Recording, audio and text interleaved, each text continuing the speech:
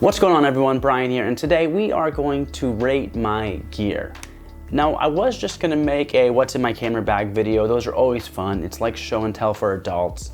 But I figured we would combine genres and make a hybrid video where we do what's in my camera bag, but then also let's rate it. Let's say, you know, was this a good purchase or was this a bad purchase? I'm looking down because I have all my goodies right here. I got a bunch of purchases that I've made. Some of them I'm proud of. Some of them I am ashamed of. So let's go through. Let's get into it. Before we get started, please remember to like and subscribe. I would really appreciate it. Helps out small channels like mine to grow and blossom into something beautiful someday. You can be a part of that. That just sounded so cheesy. I don't know why I said that. All right, number one, I want to show you my camera, but before I do that, let's just talk about my B cam, my first B cam. So this is the iPhone 12 Pro Max, 12 Max Pro, Pro Max 12. It's the big guy. It's the one with the 3 lenses. It's the one that is just the best iPhone camera there ever was. And hopefully there ever will be, though I doubt that. I'm sure it's gonna be obsolete in a couple of weeks. But I had the iPhone 8 for like 3.5 years. So I was due for an upgrade, and I'll tell you what, I am so happy with this purchase, even though I'm still paying for it every single month in my bill. But I am so happy because this thing is a awesome B cam. I used it a bunch this weekend for a film I was making, which you'll see soon enough. And I'll tell you, when you're out in the field, when you're vlogging, sometimes you don't want to just pull out that DSLR. And a lot of the times, I mean, before with my iPhone 8, I didn't feel comfortable with it. It just was not super great quality when you're matching it up with, you know, a 4K camera such as the one we're using right now. But this is a game changer. I'm gonna be using this a lot more, and in fact, I'm gonna be using it in this video to show you the camera I'm recording on now. But before that, let's rate it. I'd say this is an S tier. This is changing how I am filming from now on. The thing is though, I don't care about the iPhone. If you have the Samsung, the Huawei, or whatever else you have, the idea that you can have a camera in your pocket that is good enough to match up with a DSLR quality, that is what is game changing. It's not the iPhone, I don't care about that. But yeah, let me show you guys some of the footage on this. We're gonna switch to this camera as we are going to move on now to the Eos R. All right, this is my Eos R. This is my main camera. This is my A cam. This thing is awesome. Yes, there are better cameras out these days. There's the R6, the R5, the R3. There's better cameras out there, but they're all more expensive than this one. Now, this is my first camera that I bought brand new. I switched from the 5D Mark II and the 6D Mark I when I moved over to this camera. And those other cameras I had before, they weren't really amazing for filming. I say that now knowing that I probably could have still filmed some really great stuff with them. But they didn't have the flip screen, they didn't have the autofocus, so or the continuous autofocus for filming. So I just wasn't comfortable, as someone that was a little bit newer to filmmaking, I wasn't so comfortable using them for that. So I didn't really make too many videos with them. But now with this camera, I felt very comfortable using it, starting out my filmmaking, my YouTube channel about a little over a year ago. So I've learned so much with this. It has the ability to shoot in C-Log too, so I've been able to slowly start learning how to color grade better, and you know, it does shoot in 4K. It has a crop, which everybody complains about, which I complain about as well. I'm not happy about the crop, but you know what? It's $1,000 more for the R6, which doesn't have a crop, and I already bought this one. So what am I gonna do? I'm gonna go out there and buy another camera for $2,500 when I have this perfectly good one? No.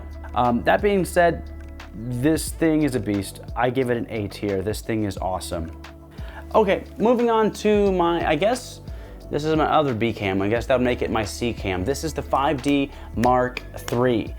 I bought this bad boy for $300 used, actually just a few weeks ago. I had a Sony a6000 before that. That just didn't really match up well with my other Canon. This shoots with two dual slots, a CF card and an SD card, which makes it super great because you can back up your files for weddings, and I do shoot a lot of weddings, so I'm excited to be able to have that backup file for that. For $400, this thing was a steal. This thing was over $2,000 when it was brand new. When I first started doing photography and filmmaking, this was like the big boy on the block. It was like, the 5D Mark IV was just about to come out, but when I first started, this guy was what everybody had. And it's so crazy to me that I could have it right now for just $400. So love this thing, awesome camera. A tier. So the lens that we're using right now to film this, it is the Canon 17-240, that 4.0 L series. Great lens. It's not as fast as, you know, the 2.8. It can't go as wide as, you know, the 15 or 16, but it gets the job done. It can go wide enough. You know, when I do have that crop with the 4K like we're using right now, it can still get wide enough. I can even go a little bit wider. I'll show you real quick.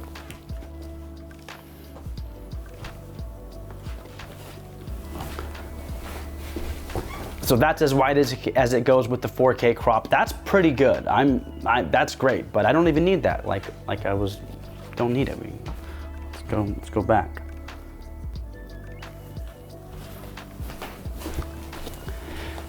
So that's at 28 with the 1.7 crop. I don't know, you do the math of what that is. So anyways, I got that lens for about, I think, $400 to $500 used on OfferUp, where I've gotten a lot of my used gear.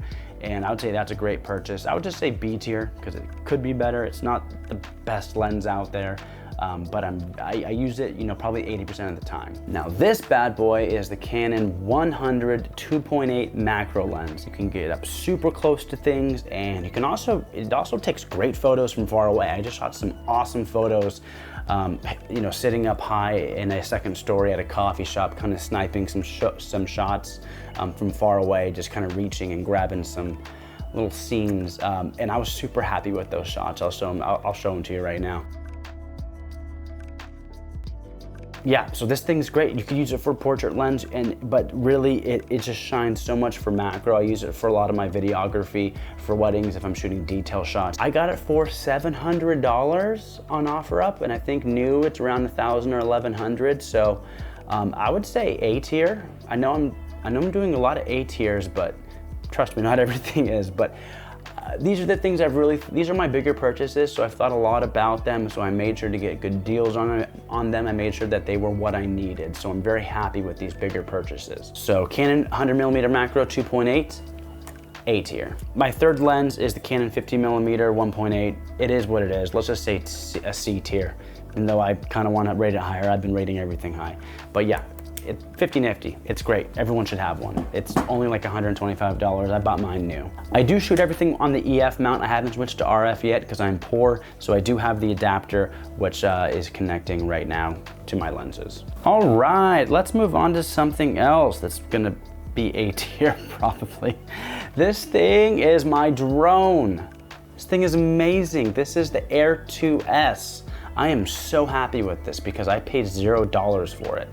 So the story is, I used to have the Mavic Mini, which was an awesome drone. I learned how to fly drones with that drone. I would probably still be using it, though I did end up crashing that drone because I switched the propellers.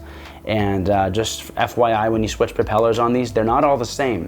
So I didn't switch the correct ones. And when I tried to take off, it fell, cracked the screen, totally broken, smashed it. So that was a bummer. Thankfully, my dad, like most dads, loves drone footage. Dads love drones. When you're flying drones, I feel like dads come up to you all the time and want to ask you about your drone. So thank you so much to my dad because he bought me this. I am so lucky. This thing, I'm gonna have to say S tier. It is far beyond anything that I need, or you know, it's more than I need. All right, moving on. This is the RSC2. This is my stabilizer. This thing is so great. I bought it brand new at Best Buy. It was about $500. This thing stabilizes my footage like no other. It is so easy to balance with. This thing is a game changer. It is what I use all of the time when I'm at weddings doing video work. I don't use it for my own work a lot because a lot of times I'm vlogging and I just don't always have it with me because it's, you know, it's not huge, but you gotta bring it with you. You know, it doesn't just fit in your pocket. So RSC2, that is an A tier. This thing is great. Use it all the time. Let's get into the audio. So this is my shotgun mic. It's the Rode. I don't know, the cheapest thing you can find on the internet for that goes on a DSLR. This thing is okay, it works. I would say it's a C tier because the quality really is not that great. I try not to use it a lot, but it's better than the mic that is on the camera internally. So I use it, but I'm not proud of it. Now let's talk about these other mics I'm using though. Right now, I'm using the H1 Zoom. This is actually pretty new. I bought it actually this weekend for a project that I was doing. It is plastic and light, which, you know, being light, that is a plus, but it's plastic. It doesn't seem super durable. I did already lose the little cover for the batteries. That was my bad. They popped off in my pocket, and then when I pulled it out, I think it fell out, and I don't know where it is anymore. So that's a bummer, but I'm actually using it to record right now. I haven't used this too much, so I can't tell you, really, what I think about it yet, because I haven't really reviewed a lot of the audio for it yet. So I will let you know in the future, though I'm pretty happy with it so far, just because you can, when you are recording, you can put it on hold where, if any of the buttons get pressed, nothing, will stop recording, which is what you need for these types of mics. What I've been using primarily before that is the Tascam R-10L. You don't see these too often. I did get this on OfferUp. I forget. Also, before I forget, the H1, and this thing is like 120 bucks, so it's pretty cheap. And then the microphone was like 60 bucks, so it's around 200 bucks, total after you get an SD card. But this Tascam, I bought this used for about 125 as well. It came with the lapel mic. This thing's great too. There's no chance for it to stop recording when you're recording, because you have to hold the button to make it stop. I used it a lot for weddings to mic up, the officiant or the groom. And now that I have the other one, I can, mic up more people. So I use it for that. And then, occasionally for things like this and interviews and stuff. Tascam's great, A tier. All right, moving on to the H5 Zoom. This thing is awesome. Of course it is.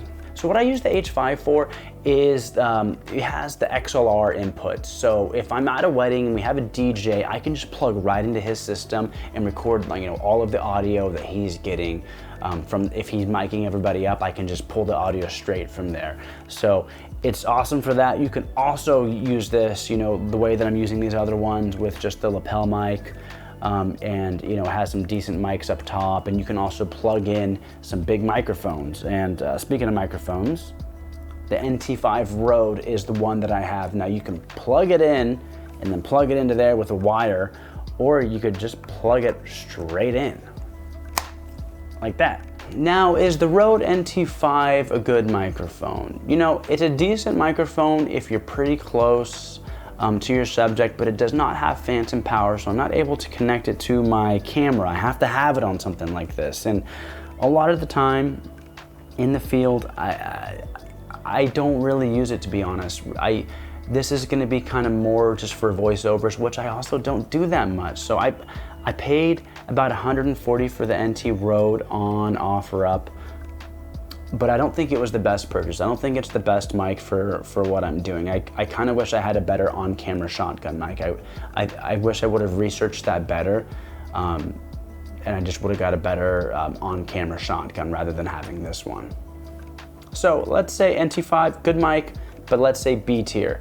Now the Zoom H5, it does what it needs to do. It's never failed, it's great. The battery does die pretty quick though, so let's just say B tier. Okay, I think that's it. Oh, one more thing.